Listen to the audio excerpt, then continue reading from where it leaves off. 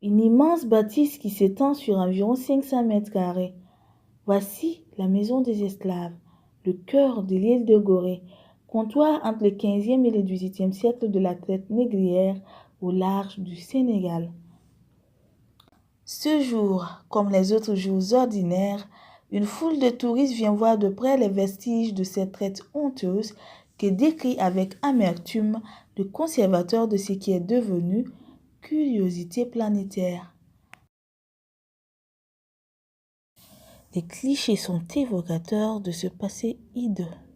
Murs défraîchis, le sol crasseux, savamment entretenu renseigne sur la présentation contemporaine du site. Un large escalier à double flèche conduit à l'étage qui sert aujourd'hui de salle d'exposition.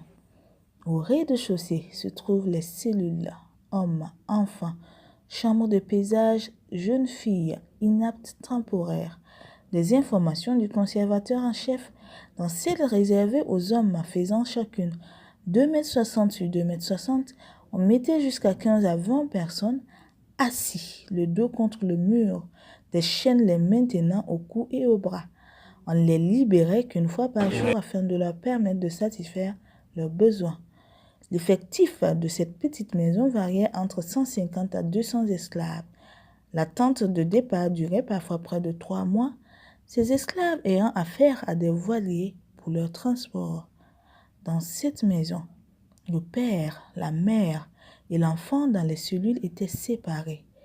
Les plus faibles d'entre eux étaient jetés à la mer, ici.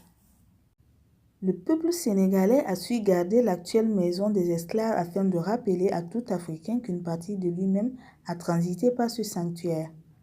Joe Ndiaye, le conservateur en chef de la maison des esclaves à l'île de Gorée. La maison des esclaves, c'est ce bâtiment d'habitation, ce patrimoine mondial qu'ont visité le pape Jean-Paul II qui, le 22 février 1992, avait présenté les excuses officielles de l'Église catholique à l'Afrique. Nelson Mandela, Bill Clinton, Barack Obama, exprimant tous leurs émotions devant un des symboles de la traite qui aura privé l'Afrique noire d'environ 20 millions de ses forces vives.